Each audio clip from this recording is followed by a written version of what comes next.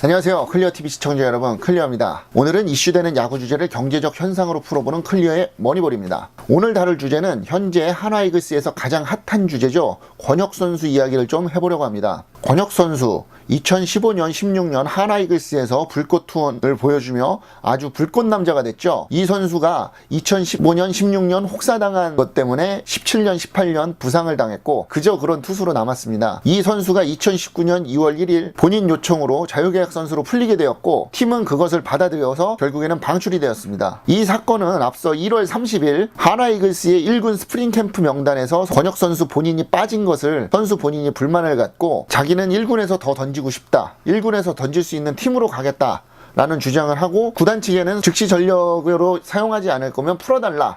이런 식으로 팀에 요청을 하고 방출을 요구를 했어요. 결국에는 팀에서는 고심 끝에 방출을 시켰고 이로 인해서 권혁 선수는 오늘부터 어느 팀하고든 계약을 할 수는 있어요. 대신에 5월 1일 이전에는 1군에 등판을 할 수는 없습니다. 왜 이런 현상이 발생을 했을까? 선수 자신은 더 던질 수 있다고 하고 팀에서는 그래도 고령 선수이고 그 전년도에 부상까지 있었던 인주리 프론이기 때문에 확실하게 몸이 만들어지면 1군에서 부르겠다. 이런 식으로 얘기를 한 것 같은데 선수 본인은 그 전년도에 박정진이나 배영수, 심수창 이런 선수들이 방출이 되었던 것처럼 자기도 2군에서 그냥 그저 그런 투수로 남아있다가 방출이 될 것 같으니 그 전에 본인을 원하는 팀에 가서 더 잘 던져보겠다라는 의미로 방출을 요구를 한 것 같아요. 이런 현상이 자꾸 벌어지고 있어요. 작년에도 아까 말씀드린 박정진이나 배영수, 심수창 이런 선수들이 1군에서 제대로 모습 보여주지도 못하고 2군에서 계속 있다가 은퇴를 하거나 아니면 타 팀으로 이적하는 상황이 발생을 했는데 이런 현상이 자꾸 발생되는 거는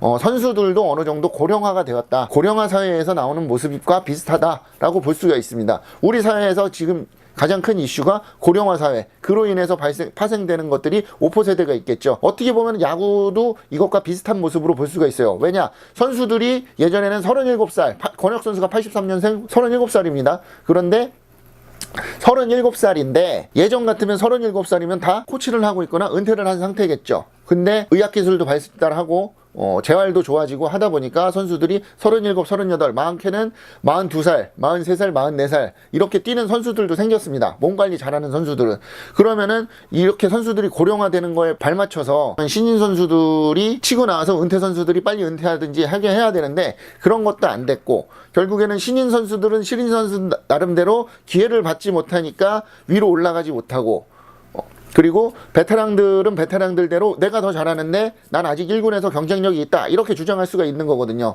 그러면은 구단에서 어떤 방침을 세워서 확실하게 경쟁을 하게 하든지 아니면은 어떤 기준이나 이런 게 마련이 돼야 되는데 사실 그런 걸 경험을 해보지 못했기 때문에 그런 충격 완화 장치 자체도 없었고 그렇다고 해서 던질 수 있는 선수들을 무조건 은퇴시킬 수도 없는 거잖아요. 그런 것처럼 고령화 사회가 되면서 우리 사회에서 나오는 현상들과 비슷하게 프로야구판도 그런 게 펼쳐지고 있다. 결국 우리 인생이나 프로야구판이나 비슷하다 이렇게 볼 수가 있어요. 우리 사회에서도 고령화 사회로 인해서 많은 은퇴해야 되는 분들이 은퇴 준비가 안 된 채로 계속 자기 자리를 붙잡고만 있는 상황도 많이 벌어지고 그로 인해서 새로 올라오는 어린 친구들이 취업을 해서 일을 해야 되는데 그렇게 안 되는 현상 그거하고 비슷하고 보시면 돼요. 그러면 이런 고령화 사회 문제를 해결을 한다면 어느 정도 선수들도 그리고 우리 사회도 어느 정도 문제가 해결이 되겠죠. 근데 그 문제 해결하기가 쉽지가 않아요. 그래서 앞으로도 이런 비슷한 현상이 계속 발생을 할 거예요.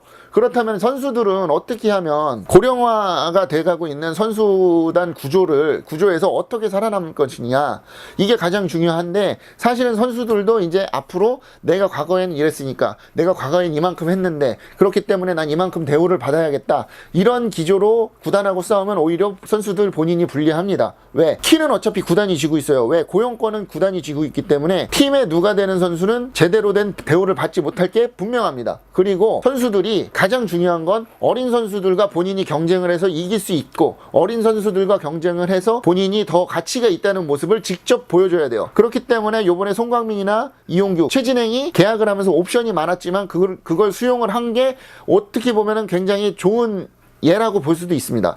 그렇기 때문에 이 고령화 사회에서는 어쩔 수 없이 서운하거나 섭섭한 감정이라고 표현하긴 좀 뭐하지만 이런 것들이 발생을 할 수밖에 없어요. 노사 측에서는.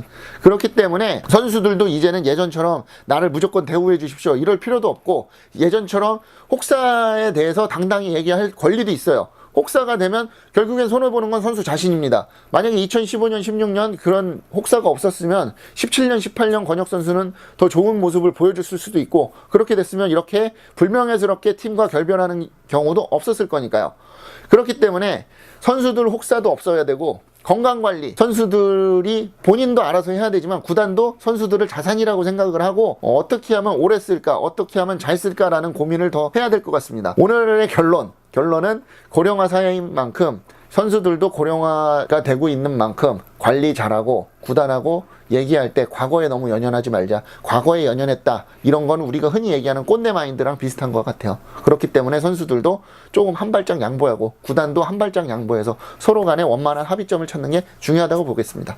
앞으로 또 이렇게 권혁 선수 사태처럼 구단과 선수가 안 좋게 헤어지는 일은 없었으면 좋겠습니다. 이슈되는 야구의 주제를 경제적 현상으로 풀어보는 클리어의 머니볼. 오늘 재밌게 보셨으면 좋아요, 구독 눌러주시고요. 다음 시간에는 더 재밌는 주제로 더 많이 준비해서 또 찾아뵙겠습니다. 그럼 다음 시간까지 안녕히 계세요.